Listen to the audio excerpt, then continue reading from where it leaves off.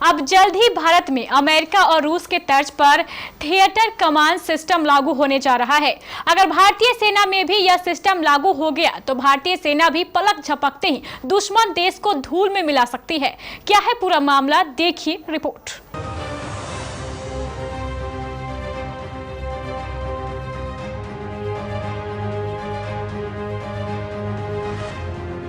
वो दिन दूर नहीं जब भारतीय सेना की ताकत कई गुना तक बढ़ जाएगी।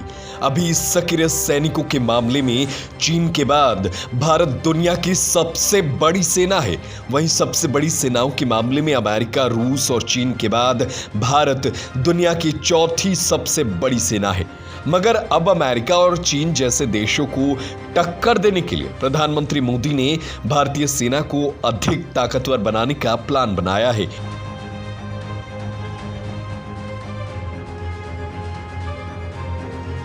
इसके लिए अमेरिका और चीन की तर्ज पर अब भारत में भी थिएटर कमांड का गठन होने जा रहा है।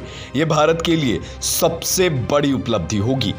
आर्मी सूत्रों के अनुसार मार्च 2023 यानी इसी साल देश में थिएटर कमांड अमल में लाई जा सकती है।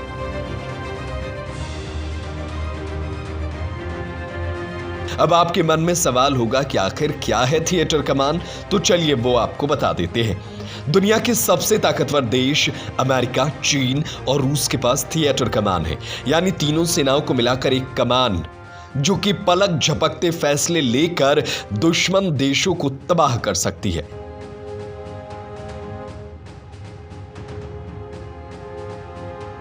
अभी भारत के पास तीनों सेनाओं की अपनी अलग अलग और कई कमान है।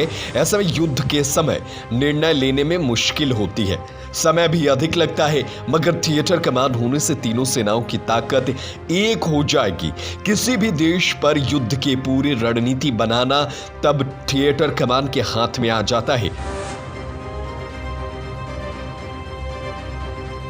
दुश्मन की ताकत और परिस्थितियों को देखते हुए थिएटर कमान युद्धक रणनीति बनाने का, हमले का आदेश देती है।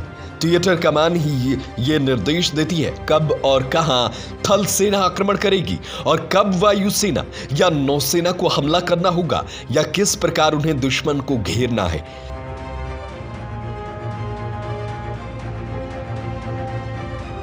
अब अमेरिका और चीन की तर्ज पर भारत भी थिएटर कमान बनाने जा रहा है। इसमें जल, थल और वायु सेनाएं मिलकर दुश्मन देश से लोहा लेंगी। अभी थल सेना और वायु सेना के साथ साथ और जल सेना की 3 कमान है, यानी भारत के पास तीनों सेनाओं की कुल 17 कमान है। अब इन्हें एक किया जाएगा, इससे सेना की ताकत भी बढ़ेगी। प्रधानमंत्री मोदी ने सीडीएस के गठन के बाद ही थिएटर कमान बनाने की अवधारणा पर काम शुरू कर दिया था।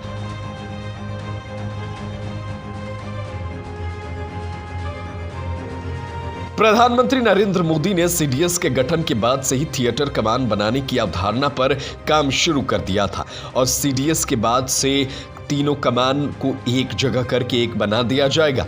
इससे तीनों सैनिक यानी वायु, जमीन और जल सेना के सभी सैनिक एक होकर एक रणनीति बना करके किसी भी दुश्मन देश के दांत खट्टे कर सकते हैं।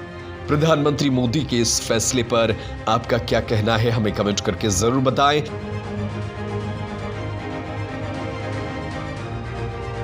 देश और दुनिया की तमाम बड़ी खबरों को देखने के लिए बने रहिए केबीसी न्यूज के साथ। धन्यवाद।